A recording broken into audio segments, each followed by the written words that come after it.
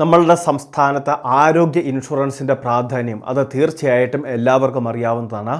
ആശുപത്രിയിൽ, സ്വകാര്യ ആശുപത്രിയിൽ അടിയന്തര ചികിത്സകൾക്കൊക്കെ വിധേയമായി കഴിഞ്ഞാൽ ഒരുപക്ഷെ നമ്മളുടെ സാമ്പത്തിക സ്ഥിതി തന്നെ അപകടത്തിലാവുന്ന സാഹചര്യമുണ്ട്. ഈ സാഹചര്യത്തിൽ സംസ്ഥാന സർക്കാരിൻ്റെ ഒരു കൈത്താങ്ങ് സാധാരണക്കാർക്ക്, പ്രത്യേകിച്ച് APL റേഷൻ കാർഡിൽ ഉൾപ്പെട്ടവർക്കും ഇനി മുതൽ ആരോഗ്യ ഇൻഷുറൻസിൻ്റെ പരിരക്ഷ ലഭിക്കാൻ പോവുകയാണ്. കാരുണ്യ ആരോഗ്യ സുരക്ഷാ പദ്ധതിയിൽ ആരോഗ്യ ഇൻഷുറൻസിൽ അംഗത്വം എടുത്തവരുണ്ട്. അവർക്ക് 5 ലക്ഷം രൂപയുടെ പ്രതിവർഷ പരിരക്ഷയാണ് ലഭിക്കുന്നത്.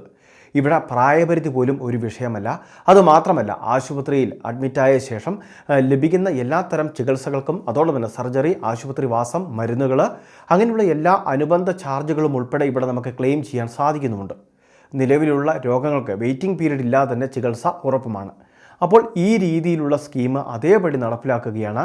ഇപ്പോൾ APL റേഷൻ കാർഡിലൊക്കെ ഉൾപ്പെട്ട അല്ലെങ്കിൽ BPL കാർഡിലുള്ളവരാണെങ്കിലും നിലവിൽ കാരുണ്യ ആരോഗ്യ സുരക്ഷാ പദ്ധതിയുടെ അംഗത്വം എടുത്തിട്ടില്ലാത്ത അല്ലെങ്കിൽ അംഗങ്ങളാവാൻ സാധിക്കാതെ പോയവർക്ക് വേണ്ടി ഒരു ആരോഗ്യ ഇൻഷുറൻസ് 2026 തന്നെ പദ്ധതിയുടെ രൂപരേഖ അവതരിപ്പിക്കും. ഇതിൽ നമ്മളുടെ ഭാഗത്തു നിന്ന്, അതായത് ഇപ്പോൾ കാരുണ്യ ആരോഗ്യ സുരക്ഷാ പദ്ധതിയിലെ അംഗങ്ങൾക്ക്, അതോടൊപ്പം തന്നെ ആയുഷ്മാൻ ഭാരത് ആരോഗ്യ സുരക്ഷാ പദ്ധതിയുണ്ട്. അപ്പോൾ ഈ ജൻ ആരോഗ്യ യോജന പദ്ധതിയുമായിട്ട് ലയിപ്പിച്ചാണ് നമ്മളുടെ സംസ്ഥാനത്തെ കാരുണ്യ ആരോഗ്യ സുരക്ഷാ പദ്ധതി നടപ്പിലാക്കുന്നത്.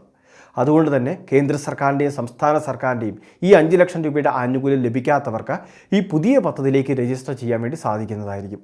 താല്പര്യമുള്ള എല്ലാവർക്കും ഇതിലേക്ക് രജിസ്റ്റർ ചെയ്യാം. ഇങ്ങനെ രജിസ്റ്റർ ചെയ്യുമ്പോൾ നമുക്ക് കൃത്യമായിട്ട് ഒരു പ്രീമിയം തുക അത് കൃത്യമായിട്ട് സർക്കാർ നിശ്ചയിക്കും. ആ തുക ഇതിലേക്ക് അടയ്ക്കേണ്ടതായിട്ട് വരും. ഒരു ചെറിയ തുക മാത്രമേ വരികയുള്ളൂ. അത് നമ്മൾ കൃത്യമായിട്ട് അടച്ചു വേണം ഇതിലേക്ക് അംഗത്വം എടുക്കാൻ.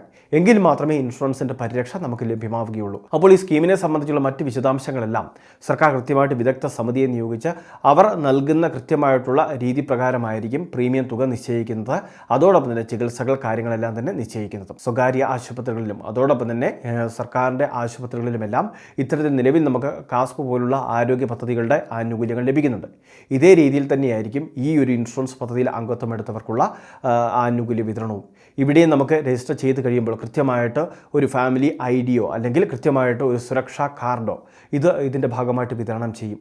അപ്പോൾ താല്പര്യമുള്ളവർക്ക് ആ രീതിയിൽ രജിസ്റ്റർ ചെയ്യാൻ സാധിക്കും. അതായത് മറ്റ് ആരോഗ്യ ഇൻഷുറൻസ് സ്കീമുകളിലൊന്നും ചേർന്നിട്ടില്ലാത്തവർക്ക് ഈ രീതിയിൽ ചേരാൻ സാധിക്കും. ഇനി അത് മാത്രമല്ല, ഇതിന് മറ്റൊരു പോരായ്മയുള്ളത്, എല്ലാ ആശുപത്രികളിലും ഇത്തരത്തിൽ ഈ ഒരു ചികിത്സ നമുക്ക് ലഭ്യമാകണമെന്നില്ല. നിലവിൽ കാരുണ്യ പദ്ധതി പോലെ നിലവിൽ ഈ ആനുകൂല്യങ്ങൾ വിതരണം ചെയ്യുന്ന ആശുപത്രികളുണ്ട്.